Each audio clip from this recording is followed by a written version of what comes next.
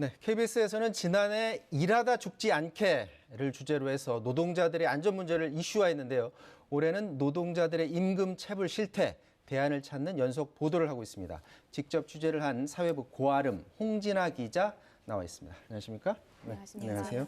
지금 그 9시 뉴스 통해서 임금 체불 그 문제점들 계속해서 보도를 하고 있는데 먼저 현장 상황 가보니까 어떻습니까? 우리나라의 임금체불 규모가 전 세계적으로 유례가 없을 정도로 큽니다. 네. 국가별로 정확한 통계가 나와 있지는 않은데 이 노동자 수나 경제 규모를 고려해서 산정해봤을 때 일본의 10배 정도로 알려져 있는데요. 저도 마찬가지지만 사실 한두 달 월급 못 받으면 노동자 본인은 물론이고 가족들의 생계까지 굉장히 어려워집니다. 네. 실제로 이 피해자를 만나서 어떤 상황인지 화면으로 보시겠습니다. 월급을 반년 넘게 받지 못하고 있는 이모 씨입니다. 신용불량자가 될 처지에 놓여서 건설 현장 일용직으로 일하고 있습니다. 그런데도 사업주는 계속 거짓말로 일관했는데요. 제가 할 일 갖다가 정리할게요. 대신 조건, 이거 내가 드리면 들어오세요. 할 일이 세상 같아요, 지금. 이 씨와 같이 피해를 입은 직원이 6명, 체불 액수만 1,000만 원이 넘습니다. 또 형편이 어렵다던 사장은 버젓이 새 회사까지 차렸는데요. 취재진이 밀린 임금을 도대체 왜 안 주는지 직접 물어봤습니다. 직원들한테 월급을 왜 안 주시는 거예요? 그건 무슨 말이죠? 근데 궁금한 거예요, 계속. 이걸로 취재가 나온다는데. 직원들의 월급을 차일피일 미루다가 재판에 넘겨진 식당 사장도 있습니다. 계속 주시겠다고 얘기를 하고 더 이상 안 주시니까 제가 이제 노동청에 이제 신고를 했죠. 그래서 노동청에는 신고를 많이 먼저 하신 분들이 있으셔서 5분 정도 계시는데 좀 일단은 기다려봐야 된다. 사장은 벌금형까지 받았는데도 아직까지 월급 일부만 지급한 채 버티고 있습니다. 신고가 된 상황에서는 사건이 넘어가기 때문에 제가 근로자랑 이야기할 필요가 없어요. 그거에 대해서 뭐 벌금형을 받았고. 자, 유죄 인정이 돼서 벌금형이 내려졌는데도 불구하고 체불임금을 안 준다. 그럼 이게 끝인가요? 더 이상 사업주를 더 몰아붙일 방법은 없는 건가요? 사실상 이 형사적으로 처벌을 받는다고 해서 밀린 임금을 당장 받을 수 있는 건 아닙니다. 이 밀린 임금을 받기 위해서는 민사 소송을 또 진행을 해야 하는데요. 사실 노동자가 월급도 못 받고 하루하루 힘든 처지에서 이 소송을 진행한다는 게 굉장히 부담스러운 게 현실입니다. 심지어는 민사소송을 패소하고도 돈을 안 주는 사업주도 있었습니다. 이럴 경우엔 재산 조회를 해서 부동산이나 예금 잔고가 있을 경우엔 강제 추징이 가능합니다. 네. 자, 이게 뭐 한두 사람의 상황이 아닐 것 같은데 전반적으로 해서 그 임금 체불 실태 어떻습니까? 네, 지난해 이 고용노동부에 임금체불 피해를 신고한 노동자 수가 30만 명에 달합니다. 이 체불 금액은 1조 6천억 원에 달했는데요. 1조 6천억? 네, 이게 근데 2019년 체불액보다 8% 감소한 건데 굉장히 많은 수준이죠. 공식적인 피해 규모만 집계했을 때만 이 정도인데 실제로 신고되지 않은 체불 규모까지 더하면 더 많을 것으로 추산이 됩니다. 우리나라가 임금체불 공화국이라는 말이 있지 않습니까? 네. 이 말이 사실 과장이 아닌 셈입니다. 그 앞서 그 피해를 봤던 영상으로 보여줬던 그 사례 같은 경우에도 봤더니 노동청에 갔는데 같은 피해를 당한 사람들이 그 피해를 또 이미 접수한 그런 상태였다고요. 그러니까 상습적으로 그런 것들이 반복이 되나 보죠? 네, 맞습니다. 저희가 취재한 한 사례 중에는 전주의 한 태양광 분양 업체 사장이 있었는데 네. 이 직원들 월급 1억 7천만 원을 지급하지 않은 상태였습니다. 이 업체 사장은 무려 28차례나 고용노동부의 출석 요구를 응하지 않다가 결국에 체포가 됐는데 구속이 되자 부랴부랴 이제 밀린 월급을 지급하고 풀려났습니다. 이렇게 상습 체불된 사람에 대해서는 고용노동부가 홈페이지에 실명을 공개하고 있습니다. 지난 3년간 고용노동부가 상습 임금 체불로 실명을 공개한 사업주는 884명에 달합니다.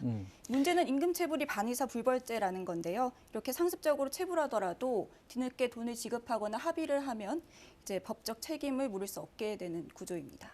자, 정당하게 일을 한 대가를 주면 되는데 그 대가를 주지 않았을 경우에는 처벌을 하면 될 것 같습니다. 그런데 노동부는 그러면 이런 상황이 발생했을 때 어떻게 처벌하는지, 재판으로 가면 결과는 어떻게 나오는지요? 일단 노동부에 신고가 접수가 되면은 이게 체불로 인정이 됐다 하면은 검찰에 넘기게 되고요. 네. 검찰에서 이제 기소 여부를 결정하게 됩니다. 그래서 저희 취재팀이 노무법인 노동과 인권과 함께 대법원 홈페이지에 공개된 지난해 임금체불 사건 1심 판결문 1,200여 건을 전수 분석해 봤는데요. 네. 1심 재판에서 사업주에게 실형 선고된 경우는 45건에 그쳤습니다. 전체의 4% 수준인데요. 3건 가운데 1건은 집행유예였고 절반 이상이 벌금형으로 나타났습니다. 평균 벌금 액수는 200만 원 정도였는데 벌금형이 선고된 사건의 평균 임금 체불액은 1,500만 원이었는데 이 체불액에 비해서 벌금액의 비율이 13% 수준이었습니다. 즉 벌금 액수가 체불액 규모에 비해서 매우 낮은 겁니다. 구체적으로 좀 더 봐볼까요? 보시면은 체불액이 500만 원 미만일 경우에 체불액 대비 벌금 비율은 30%로 비교적 높습니다. 그런데 3천만 원 이하로 떨어질 경우에는 보시는 것처럼 12.6%로 급격하게 낮아지고요. 또 5천만 원 미만일 경우에는 10% 아래로 떨어졌습니다. 1억 원 미만은 6%를 겨우 넘겼습니다. 이렇게 사업주가 임금을 얼마나 많이 떼먹든 벌금은 대부분 수백만 원 수준에 그치는 게 일반적이다 보니 이 체불액이 많을수록 체불액 대비 벌금 비율은 오히려 낮아지는 그런 역설적인 결과가 나온 겁니다. 자, 이제 그 사업주가 여러 가지 형태가 있는데 뭐 원청이 있고 하청이 있고 또 그런 그 사업도 있잖아요. 그럴 경우에 원청 업체하고 하청 업체가 서로 책임을, 그러니까 임금 체불 상황에 대해서 그건 너희들이 돈을 줘야 된다 이렇게 미루는 상황도 있나 보죠? 네, 주로 이제 건설업계에서 그런 일이 많이 벌어지는데요. 이 건설업계는 지난해 임금 체불 금액이 2,800억 원으로 전체 업종 가운데 제조업에 의해서 두 번째로 많았습니다. 저희가 취재한 삼성전자와 SK 하이닉스 같은 대기업에서 발주한 공사 현장에서도 네. 임금 체불이 벌어지고 있었는데요. 저희가 이 삼성 반도체 공장 건설 현장에 가서 임금을 왜 안 주냐고 물어봤는데 이 원청 대기업은 돈을 지급했다. 또 하청업체는 원청으로부터 돈을 받지 못했다. 이렇게 입장이 엇갈리는 상황이었습니다. 이런 일이 벌어지는 건 사실 구조적인 문제 때문인데요. 원청업체는 하도급 업체와 계약할 때 공사 진행 물량, 즉 공정률에 맞춰서 이 계약을 맺게 되는데요. 네. 공사 대금인 이 기성금을 공정률에 맞춰서 지급하는 방식입니다. 한번 그 CG를 보시면서 설명을 드리겠습니다. 네. 반면에 하도급 업체는 입찰 계약을 따내기 위해 최저 금액으로 공사 금액을 산정을 하는데요. 여기서 문제가 발생합니다. 실제 공사를 진행하다 보면 공사 인원이 더 필요하거나 공사 기간이 연장될 수 있고 비용이 더 발생하게 되겠죠. 그때 이제 추가 비용이 들죠. 네네. 하도급 업체는 이 추가 비용을 원청업체가 처리해주지 않았다는 거고 원청업체는 계약에 맞게 공정률을 계산해 다 지급했다는 겁니다. 이렇게 서로 책임을 미루는 사이 애꿎은 일용직 노동자들만 피해를 보고 있는 건데 저희가 취재했던 삼성물산은 저희 취재가 진행되자 밀린 임금은 다 지급했습니다. 자, 이 문제점 다른 사업장도 똑같이 발생할 수 있잖아요. 해결 방법이 있다면 어떤 게 있을까요? 네, 전문가들은 2019년부터 공공 발주 현장에 의무적으로 적용된 임금 직접 지급제를 네. 대안으로 거론하고 있는데요. 네. 이 원청에서 하청으로 돈을 줄 때 하청업체가 노동자 몫의 급여를 인출하지 못하도록 금융기관에 묶어두고 근로자 계좌로만 송금할 수 있도록 그 하는 돈은 제도입니다. 무조건 임금으로 가도록 한다. 네네네. 이 제도 덕분에 실제로 공공건설 현장 임금체불 문제는 다소 완화가 됐습니다. 하지만 이 제도를 민간 부분에 적용하기에는 한계가 있습니다. 사인의 계약을 정부 차원에서 규제하기가 어렵고 또 이를 이제 기업이 제도를 실현했을 때 정부에서 주는 인센티브가 부족한 측면도 있습니다. 자, 이 노동자들이 특히 임금 문제에서는 항상 약자로 불립니다. 뭐 누가 더 약자인가라는 그런 그 비교는 할 수 없겠지만 특히 이제 외국인 노동자 같은 경우는 빨리 이제 임금을 받고 돌아가야 될 경우에는 굉장히 급한 상황인데 그런 상황에 있을 때 외국인 노동자 더 약자로 또 비춰질 수가 있을 것 같아요. 제가 만난 사례자 같은 경우는 캄보디아에서 온 노동자인데 네. 농장에서 일을 했는데 1년 동안 총 1,100만 원의 임금을 못 받았습니다. 사실 우리나라 노동자 같으면은 한두 달만 월급이 제대로 안 나와도 바로 신고를 하고 다른 곳으로 직장을 옮겼을 텐데요. 외국인 노동자들 같은 경우는 일단 언어의 장벽이 있다 보니까 신고를 엄두조차 못 내는 경우가 많았습니다. 네. 또 농장에서 일하는 외국인 노동자의 경우엔 비전문 취업 비자로 한국에 들어오는데 이분들은 직장을 자유롭게 선택할 그 권리가 없습니다. 고용노동부에서 지정한 사업장에서만 일을 하거나 심지어 이직을 할 때도 고용주의 허가를 반드시 받아야 합니다. 이렇다 보니 임금체불 신고를 했을 때 이직을 제때 할 수 있을지 또 한국에서 계속 일할 수 있을지 우려하는 분들이 많았습니다. 네.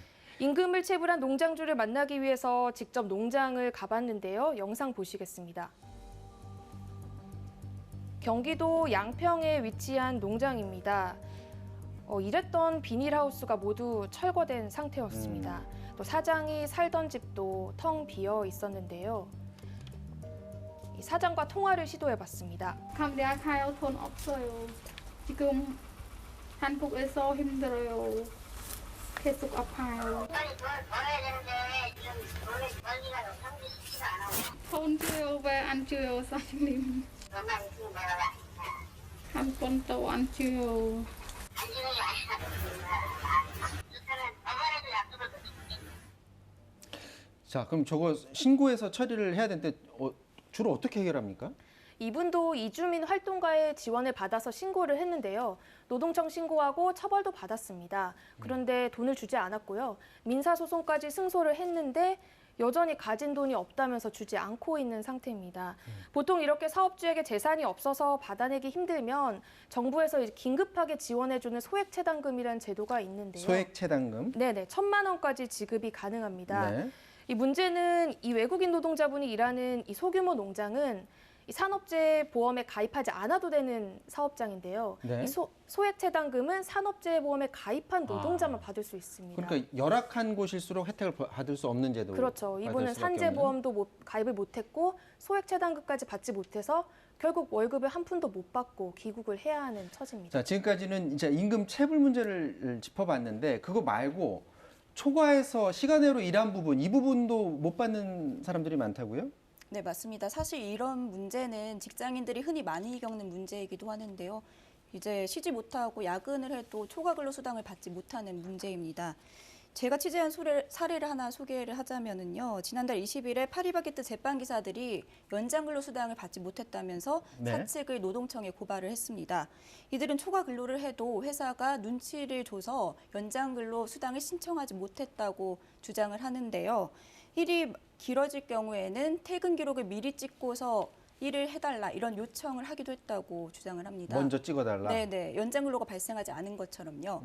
그래서 이에 대해서는 사측은 이제 자기네들은 연장 수당 신청하면 다 지급을 하고 있다 이런 입장이고요. 다만 이제 노동자들이 이런 수당 신청에 어려움이 있다는 걸 알게 됐으니 자체 조사를 해보겠다 이렇게 밝혔습니다. 아직도 진행 중인 네, 그런 그렇습니다. 사안이라고 볼 수가 있겠네요. 네네. 자, 그렇다면 이제 궁금해지는 게 대안입니다. 현재 가지고 있는 우리나라 제도로는 저런 것을 막지 못하고 있기 때문에 저런 문제 계속 발생하는 거겠죠? 네, 그렇습니다.